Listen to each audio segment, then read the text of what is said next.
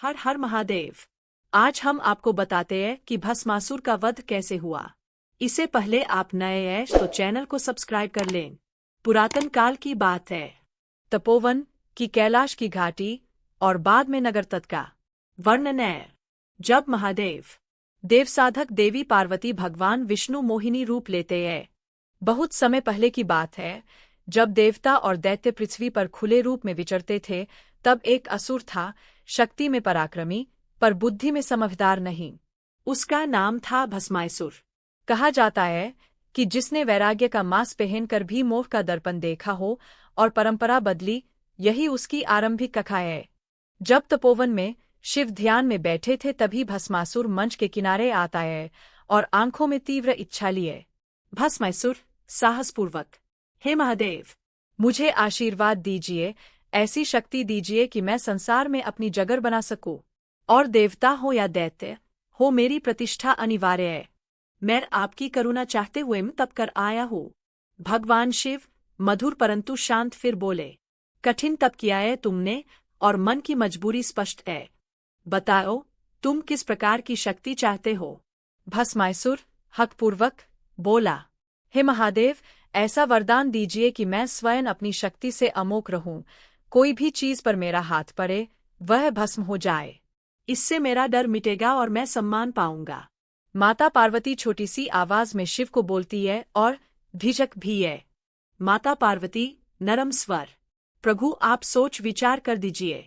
वरदान की प्रकृति हमेशा फलदायी नहीं रहती। शक्ति यदि विवेक के बिना दे दी जाए तो विनाश भी कर सकती है। महादेव थोड़ा गंभीर हुए और बोले, तुमने कठिन तप किया है और मैं आशीर्वाद देता हूँ, पर याद रखो, हर शक्ति के साथ उत्तरदायित्व भी आता है। भस्मासुर झूम उठता है, आशीर्वाद पाकर उत्साहित होकर वह धन्य धन्य कहकर नाचता है और चला जाता है। भस्मासुर को वरदान मिल गया और उसे एक ऐसी शक्ति मिली कि जिसने उसे भी गर्व और अभिमान की ओर धकेल दिया। पर महादेव ने जो कहा था वह भी सत्य निकला। शक्ति बिना विवेक के भारी पड़ी। भस्मासुर अब बयाचा कर व्यवहार करने लगा और उसने देवताओं को भी चुनौती देने लगा। उसने अपने शौर्य से कई जगहों पर विनाश किया। देवता गर में उसकी शक्ति देखकर इसकी अभरता अब असह्य हो गए। उसने हमारे मंदिरों को, लोगों को डराना शुरू कर दिया है। यह वरदान अब भय बन गया है। इन्होंने विचार किया, क्या उत्तर दिया जाए। माता पार्वती ने सुझाव दिया कि विष्णु को ही कुछ करना चाहिए।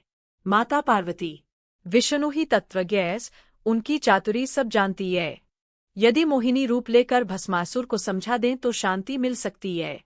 देवसभा में जब भगवान विष्णु जी का आगमन तय होता है, तब शांत गंभीर वातावरण में विष्णु ने सौंदर्य, योग्यता और मोह की ऐसी छवि धारण करने का निर्णय लिया जिसे देखकर कोई भी आत्मसंयम खो बैठता।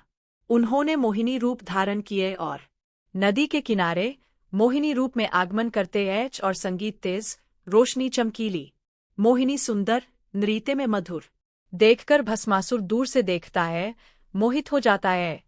और भस्मासुर आश्चर्यचकित होकर, ऐसी रूपश्मी कौन?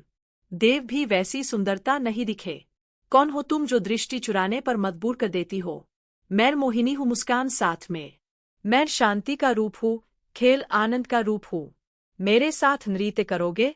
जो कदम उठाकर नित्य मेरे साथ नाचेगा, उससे मैं भी नृत्य की प्रतिस्पर्धा करूंगी। मोहिनी नृत्य शुरू करती है, भारतीय शैली, आकर्षक मुद्राएं। भस्मासुर भी नृत्य का अनुगामी बन जाता है।